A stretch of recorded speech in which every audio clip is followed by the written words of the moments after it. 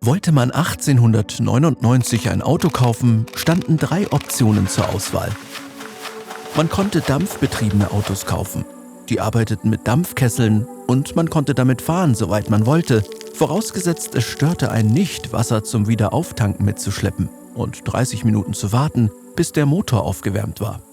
Alternativ konnte man ein benzinbetriebenes Auto kaufen. Doch die Verbrennungsmotoren dieser Modelle mussten mit einer Handkurbel gestartet werden, eine gefährliche Sache. Außerdem verursachten sie beim Fahren Lärm und stinkende Abgase. Die beste Option war also vermutlich Nummer 3, ein batteriebetriebenes Elektrofahrzeug. Diese Autos starteten schnell, liefen sauber und leise und wenn man einen Stromanschluss zur Verfügung hatte, ließen sie sich einfach über Nacht wieder aufladen. Wenn dir die Wahl hier leicht fällt, bist du nicht allein. Ende des 19. Jahrhunderts waren etwa 40% aller amerikanischen Autos elektrisch. In Städten mit früher Stromversorgung waren batteriebetriebene Autos eine beliebte und verlässliche Alternative zu ihren manchmal explosiven Konkurrenten. Aber Elektroautos hatten ein großes Problem: Batterien. Die ersten Autobatterien waren teuer und ineffizient. Viele Erfinder, darunter Thomas Edison, versuchten Batterien zu bauen, die mehr Elektrizität speichern konnten. Andere bauten in städtischen Regionen sogar Wechselstationen, an denen man leere Batterien gegen volle tauschen konnte. Aber diese Maßnahmen reichten nicht aus, um lange Fahrten zu unternehmen. Und bei einem Preis, der doppelt so hoch lag wie bei einem Benziner, konnten sich viele diese Luxusprodukte nicht leisten. Gleichzeitig senkte die Entdeckung von Ölvorkommen den Preis für Benzin und weitere Fortschritte förderten die Attraktivität von Verbrennungsmotoren. Elektrische Anlasser machten die Handkurbel überflüssig. Schalldämpfer reduzierten Motorengeräusche, Gummimotorlager verminderten Vibrationen. 1908 brachte Ford das Modell T auf den Markt. Ein günstiges, hochwertiges, benzinbetriebenes Auto, das die Öffentlichkeit in seinen Bann zog. 1915 war der Anteil an Elektroautos auf den Straßen stark zurückgegangen. In den nächsten 55 Jahren beherrschte der Verbrennungsmotor die Straßen.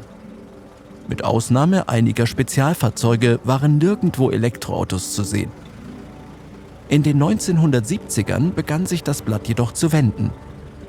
Amerikanische Bedenken wegen der Verfügbarkeit von Öl erneuerten das Interesse an alternativen Energiequellen. Und Studien in den 1980ern, die Autoabgase mit Smog in Städten wie Los Angeles in Verbindung brachten, ermutigten Regierungen und Umweltorganisationen, Elektrofahrzeuge wieder in Betracht zu ziehen. Zu diesem Zeitpunkt hatten Autohersteller jahrzehntelang in Verbrennungsmotoren investiert, ohne sich um die Lösung des jahrhundertealten Batterieproblems zu kümmern. Aber andere Unternehmen entwickelten zunehmend effizientere Batterien, die eine neue Generation tragbarer Elektrogeräte antrieb. In den 1990ern kamen energiedichte Nickel-Metallhydrid-Akkus auf den Markt, bald gefolgt von Lithium-Ionen-Batterien. Neben den von Kalifornien erlassenen Vorschriften zur Smogreduzierung lösten diese Innovationen eine kleine Welle neuer Elektrofahrzeuge aus, darunter Hybridfahrzeuge. Ein Hybrid ist kein richtiges Elektroauto, seine Nickel-Metallhydrid-Batterie dient nur der Effizienzsteigerung seines Verbrennungsmotors.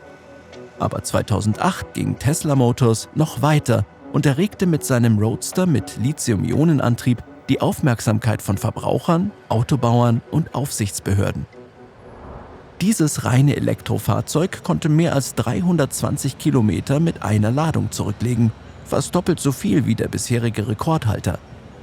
Seitdem haben sich Elektrofahrzeuge im Hinblick auf Kosten, Leistung, Effizienz und Verfügbarkeit stark verbessert. Sie können viel schneller beschleunigen als benzinbetriebene Sportwagen und auch wenn einige Modelle immer noch teuer in der Anschaffung sind, so sparen sie ihren Fahrern auf lange Sicht zuverlässig Geld. Nun, wo Regierungen auf der ganzen Welt den Klimawandel verlangsamen wollen, ist zu erwarten, dass Elektrofahrzeuge Benziner vollständig ersetzen werden. In Norwegen waren 2020 75% der verkauften Autos Plug-in-Elektrofahrzeuge. Und Vorgaben wie Kaliforniens Null-Emissionsanordnung für Fahrzeuge und Europas aggressive CO2-Emissionsstandards haben Investitionen in benzinbetriebene Fahrzeuge weltweit drastisch gebremst.